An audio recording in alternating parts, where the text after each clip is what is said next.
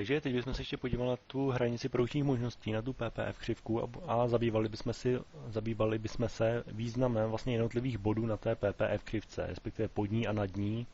Jo? Takže se vlastně jako budeme zabývat tím, co ty body, jako si tady některé body nakreslíme, co vlastně ty body jako budou vlastně vyjadřovat. Jo? My už jsme si vlastně ukázali, že ta PPF křivka vlastně běží tímhletím způsobem. Jo? Že v podstatě má takovýhle tvar a ukázali jsme si, jo, proč vlastně takovýhle tvar vlastně má. Jo? Teď už v podstatě budeme jenom řešit jednotlivý body. Jo? To znamená, předpokládáme, že tady máme na té PPF křivce nějaký bod. Jo? Dejme tomu, že ten bod označím třeba bod E. Jo? V tom bodě E vyrábím, řeknu tadyhle 10 kusů statku X. Jo? A tady na té ose máme statek Y, tak dejme tomu 15 kusů statku Y. Jo? Tak. A teď je vlastně o to, že tenhle ten bod je vlastně bod efektivity. Proč? Protože já bych taky vlastně mohl být, že jo, třeba tady. To znamená někde pod tou PPF křivkou. Dejme tomu, že tady mám bod F. Jo? V tom bodě F to vlastně vypadá jak? Jenomže toho statku X vyrábím 10 kusů a statku Y vlastně vyrábím, jo, řekněme, 12 kusů. Jo? To v podstatě znamená, že tyhle dva body vlastně znamenají, že já mám k dispozici, řeknu, 6 jednotek, jo? 6 jednotek kapitálu, znamená 6 strojů a 6 pracovníků. A pokud jsem v tom bodě E, jo, tak vlastně vyrábím pomocí těch 6 strojů a 6 pracovníků, tak v té ekonomice vyrábím v tom bodě E Xu 10 kusů a Y 15 kusů. Jo? A nebo, jo, to je v tom bodě E, jo? A nebo můžu taky těch 6 jednotek kapitálu a 6 jednotek práce použít jinak a být v tom bodě F, jo, v tom bodě F, kde prostě, jo, budu pomocí těch 6 jednotek kapitálu a 6 jednotek práce vyrábět Xu pořád 10, ale Y budu vyrábět míň, že jo, to znamená Y už jenom 12. Jo? A teď je otázka, proč bych pro boha byl v bodě F, když vlastně s tímhletím objemem, jo, těch vstupů, jo, to znamená toho kapitálu a té práce, proč bych vlastně s tímhletím množstvím těch vstupů vyráběl 10 jednotek X a 12 jednotek Y, když úplně tím samým množstvím vstupů můžu vyrábět 10 jednotek X, ale 15 jednotek Y. Jo, tak je jasný, že ten bod F, jo, je neefektivní.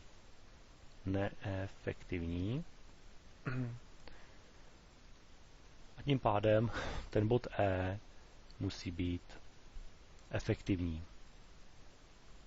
Jo?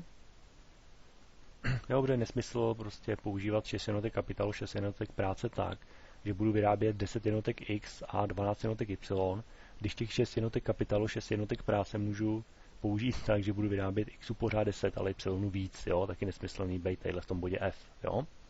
Tak, to znamená, bod F je skutečně neefektivní a bod E je efektivní.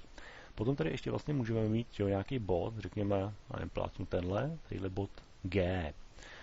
Jo, tady v podstatě jde o to, že bod G by byl ještě lepší, že jo, vyrábět 10 jednotek X, jo, řeknu 20 jednotek Y. To by bylo ještě lepší, jenže problém je, že právě tomuhle se říká hranice produkčních možností a za tu hranici já už se nedostanu, to znamená tadyhle do toho bodu G, do všech těch bodů, které jsou tadyhle za tou hranicí. Tam já už se nedostanu. Jo? Já můžu být na té hranici nebo pod ní. Pod ní jsme si ukázali, že je to neefektivní být pod ní, takže efektivní je být na ní, ale za ní už se nedostanu. Jo? Proto se tomu říká hranice, jo? Za hranici už jít nemůžu. Jo? Takže do bodu G se nedostanu. Jo? Nedostanu se do bodu G. Jo?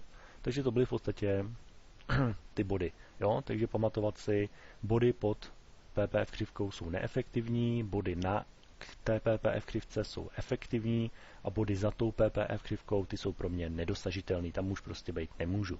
Jo? Tak, to byly body. Teď se ještě podíváme na posuny. Jo?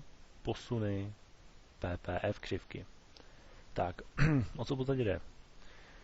No, půjde o to, jo, že dejme za tomu, že zase budeme mít nějakou takovou tu výchozí situaci. Jo, tady zase statek X, tady zase statek Y.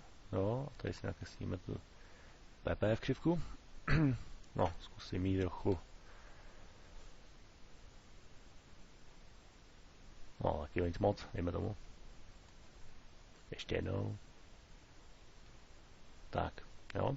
To je vlastně nějaká, jo, označíme to PPF 1. Jo.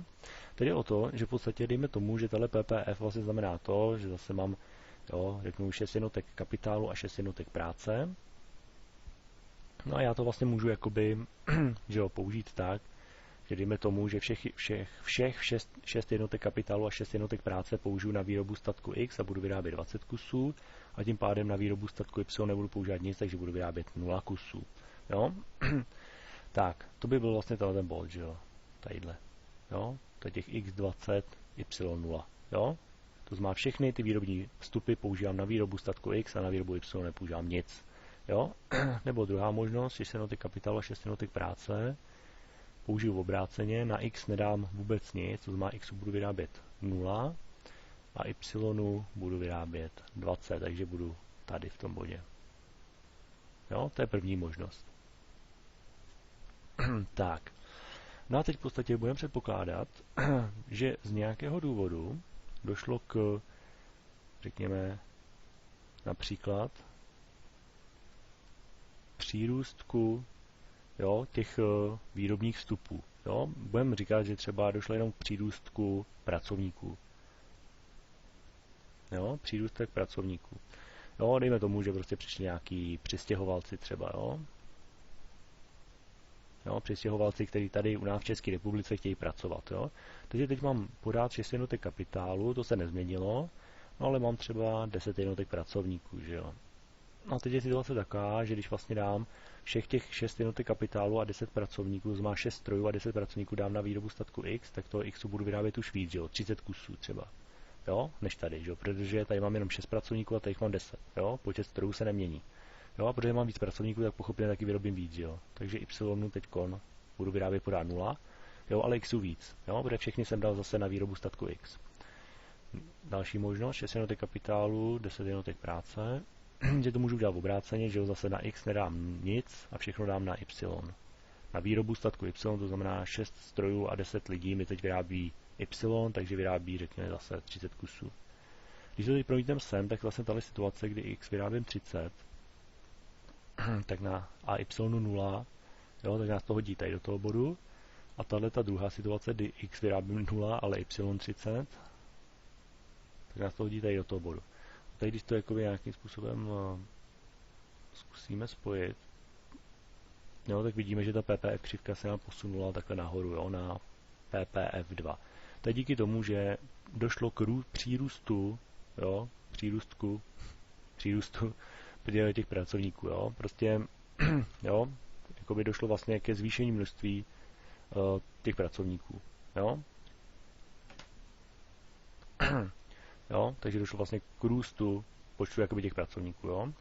Stejně tak by mohlo jakoby dojít vlastně k růstu počtu toho kapitálu, jo. To by mohlo být úplně, a to by bylo jako úplně to samé, jo. To znamená, když vlastně vzroste počet pracovníků nebo počet strojů, anebo oboje zároveň, tak prostě PPF se šoupe takhle nahoru, jo. Takže když vlastně dojde k přírůstku, jo, přírůstku pracovníků, chybí Kogam, přírůstku, jo, přírůstek pracovníků, tak vlastně PPF se šoupe sem. Kdyby došlo k přírůstku kapitálu, tak zase PPF se šoupe sem, jo, a kdyby došlo k přírůstku kapitálu, tak zase PPF se šoupe sem, jo, a kdyby došlo k přírůstku obojího zároveň, to znamená jak kapitál, tak i práce, tak PPF by se taky šoupla sem, jo. Tak, no a teď v podstatě ještě pochopitelně může dojít k té druhé situaci, což je úbytek, jo, řekněme zase třeba úbytek pracovníků, ale fungovalo by to stejně pro úbytek kapitálu, jo, dejme tomu, já nevím, třeba válka, jo. Jo, pokud se tou zemí prostě prožene válka, tak už nebudu mít 6 jednotek kapitálu, 6 jednotek práce, jo, dejme tomu, že kapitálu budu mít pořád stejně, ale některý lidi umřou, že jo, ve válce, tak budu mít méně pracovníků, už jenom 3, jo. Takže 6 jednotek kapitálu, 3 pracovníci, zase mám ty dvě situace, buď to dám všechno na výrobu statku X, to znamená budu vyrábět už jenom 10 kusů a Y budu vyrábět 0, A nebo druhá možnost, že na výrobu statku X nedám nic, to znamená X budu vyrábět 0 a Y budu vyrábět 10. Jo? Bude všechno dám na výrobu statku Y. No? Takže pokud bych to dal všechno na výrobu statku X, tak statek X bude jo, budu mít vlastně 10, to znamená tady a Y 0, jo, takže jsem v tomhle bodě. Nebo druhá možnost, statku X budu mít 0 a Y budu mít 10, takže jsem v tomhle bodě. Spojím a dostávám PPF3, a takže to vlastně znamená, že tohle to byla vlastně původní PPF1 a teď, když se snížil počet pracovníků, třeba z důvodu války, jo, protože ty pracovníci prostě umřeli, jo, byli zabiti, no tak pochopitelně toho budu vyrábět míň, že jo. Můžu vyrábět míň X i míň Y, jo. To jsme se naznačili tady. Jo, takže jinak řečeno, prostě když to zobecníme, prostě když dojde k růstu těch výrobních faktorů, tak se to, jo, práce nebo kapitálu, nebo obojího, tak se vlastně PPF posouvá tady odsaď sem takhle nahoru, a když dojde k úbytku těch výrobních faktorů, to má práce nebo kapitálu nebo obojího zároveň, tak se posouvá PPF takhle dolů. Takže to byla vlastně problematika PPF a ty body a posuny.